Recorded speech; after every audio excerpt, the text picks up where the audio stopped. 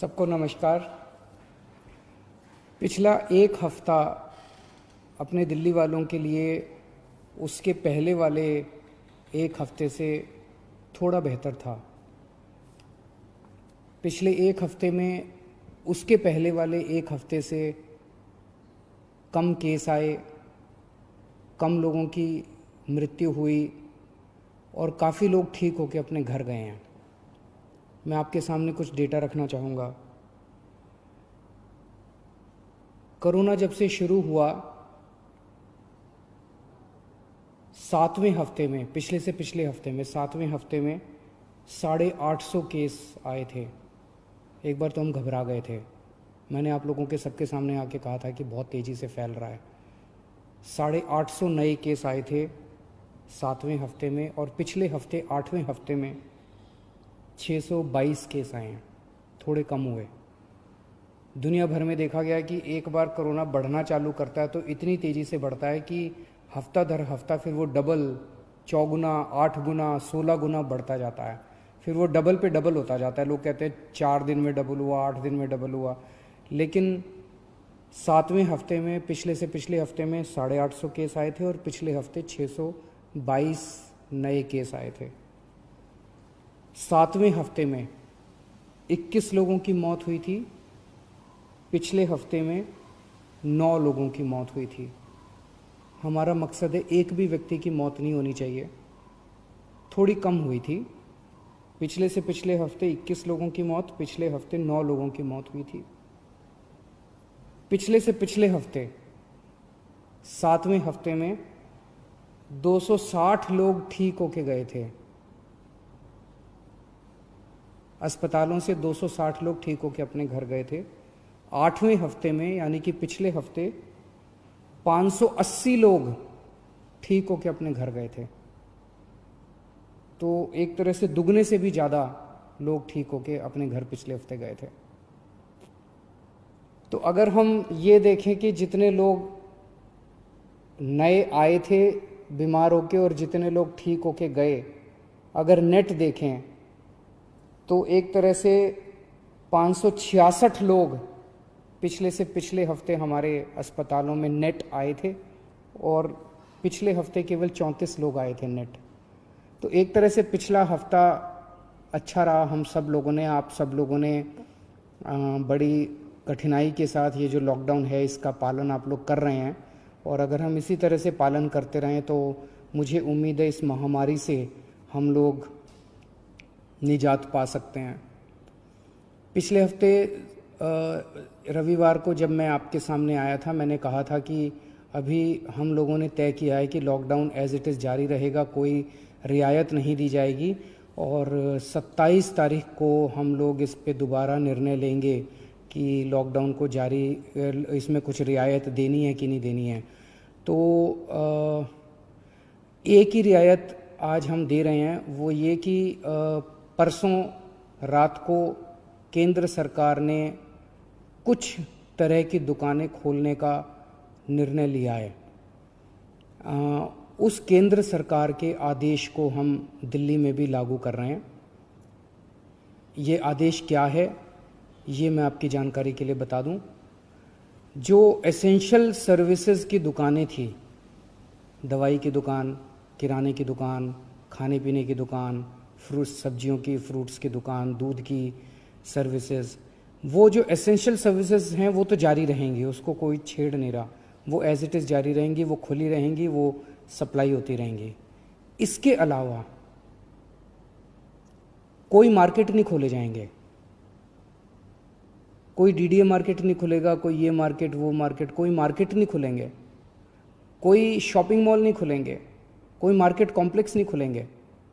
लेकिन जो residential areas में इक्की दुक्की दुकानें होती हैं, स्टैंड अलोन कोई दुकान है, नेबरहुड की कोई दुकान है, इक्की दुक्की इस तरह की जो दुकानें हैं, उनको खोलने की इजाज़त केंद्र सरकार ने दी है। उन इक्की दुक्की दुकानें जो नेबरहुड में है, स्टैंड अलोन हैं, रेजिडेंशियल एरियाज़ में हैं, उन दुकानों को जो केंद्र सरकार ने इजाज़त दी है, वो दुकानें दिल्ली में भी खोली जाएंगी। मैं फिर से बता दूं, कोई मार्केट नहीं खुलेंगे, कोई मार्केट कॉम्प्लेक्स नहीं खुलेंगे, कोई शॉपिंग मॉल्स नहीं खुलेंगे, लेकिन कंटेनमेंट एरिया में वो भी नहीं खुलेगी। जो इक्की दुक्की दुकानें मैं बात कर रहा हूँ, कंटेनमेंट एरिया वो एरिया है जहाँ पे हम लोगों ने सख्ती की हुई है, सील किया हुआ उन एरियाज़ को जहाँ पे कोरोना के ज़्यादा केसेस निकल के आ रहे हैं। उन एरियाज़ में किसी भी किस्म की दुकान को खोलने की कोई इजाज़त नहीं रहेगी। इसके अलावा अगला एक और हफ्ता, ये जो एक ऑर्डर आया है परसों केंद्र सरकार का, इसके अलावा और कोई कुछ खोलने की हम इजाज़त अगले एक हफ्ते तक, 3 मई तक और नहीं दे रहे। 3 महीने तक यथावत इसी तरह से जो रेस्ट्रिक्शंस हैं वो जारी रहेंगी। ये हमारे लिए बहुत कठिनाई का समय है। बड़ी कठिनाई से पिछले एक हफ्ते में आप सब लोगों ने मेहनत करके कोरोना पे काबू पाया है। हमें इसे जारी रखना है, किसी भी तरह से इसको अब आगे और बढ़ने नहीं देना। 3 मई तक पूरे देश में प्रधानमंत्री जी ने लॉकडाउन का ऐलान किया है। 3 मई के बाद केंद्र सरकार इस पे क्या निर्णय लेती है, उस पे निर्भर करेगा कि हम दिल्ली के अंदर आगे इसको कैसे ले जाते हैं। केंद्र सरकार के निर्णय के बाद हम लोग आगे के अपनी दिशा तय करेंगे। एक अच्छी खबर है, कल मैंने बताया था आप लोगों को, प्लाज्मा से अच्छे नतीजे आ रहे हैं। प्लाज्मा के जो अभी तक ट्रायल्स किए गए उसके अच्छे नतीजे आ रहे हैं। एक एक मरीज़ के ऊपर मैं खुद नज़र रख रहा हूँ। कल एक मरीज़ थे LNJP में जो कि काफ़ी उनकी नाजुक हालत थी और डॉक्टरों के हिसाब से वो सिंक करते जा रहे थे। उनको प्लाज्मा दिया गया और उनकी तबीयत में काफ़ी अच्छा सुधार हुआ है। आज सुबह तक काफ़ी सुधार हुआ है उनकी तबीयत में। मैं डिटेल्स में नहीं जाऊंगा, डिटेल्स में जाना सही नहीं है, लेकिन उसको देख के हमारा उत्साह बढ़ा है इस प्लाज्मा थेरेपी को लेके कि इतने सीरियस मरीज भी ठीक हो सकते हैं इनसे। मैं उम्मीद करता हूं कि वो पूरी तरह से स्वस्थ होकर अपने घर जाएंगे। अभी तो ICU में ही हैं और मैं एक एक हमारी कोशिश है कि कोई भी मरीज़ प्लाज्मा का, उसकी मौत नहीं होनी चाहिए। किसी की भी मौत होती है तो बहुत दुख होता है। हमारे डॉक्टर्स, सभी अस्पतालों के डॉक्टर्स, नर्सेज पूरी कोशिश करते हैं उन लोगों को बचाने की, एक जान बचाने की पूरी कोशिश करते हैं। हमारी कोशिश है कि किसी भी व्यक्ति की मौत नहीं होनी चाहिए। एक व्यक्ति से मैं पर्सनली उसकी खबर रख रहा हूँ, एक मरीज़ की खबर रख रहा हूँ। जो मरीज़ ठीक होके जा रहे हैं उन मरीजों को हम कह रहे हैं कि प्लाज्मा डोनेट करो। एक मरीज़ से मैं भी बात कर रहा हूँ, मेरी टीम भी बात कर रही है और उन्हें प्रोत्साहन देते हैं कि आप डोनेट कीजिए। मुझे बहुत खुशी है कि सब लोग आगे आके दूसरों की जान बचाना चाहते हैं। हर धर्म के लोग, चाहे वो किसी भी धर्म के हो, किसी भी जात के हों, सब लोगों के मन में एक जज्बा है कि मेरी जान बची, अब मैं किस तरह से दूसरों की जान बचा सकता हूँ। मेरे मन में एक विचार आ रहा था, मैं सोच रहा था कि कल को, अब जब मैं पिछले कुछ दिनों से लोगों को ब्लड डोनेट करने के लिए, प्लाज्मा डोनेट करने के लिए इतना हम लोग उनको प्रोत्साहित कर रहे हैं, तो मेरे मन में एक विचार आ रहा था कि कल को कोई पेशेंट, मान लीजिए हिंदू है और बहुत सीरियस है, हो सकता है उसको मुसलमान का प्लाज्मा उसकी जान बचाए। मान लीजिए कोई पेशेंट मुसलमान है, बहुत सीरियस है, हो सकता है किसी हिंदू का प्लाज्मा, हिंदू के शरीर का प्लाज्मा उसकी जान बचाए। भगवान ने जब धरती बनाई थी तो उसने तो इंसान बनाए थे। हर इंसान की 2 आँखें हैं, एक जैसा शरीर है, लाल रंग का खून है, उसी किस्म का प्लाज्मा है।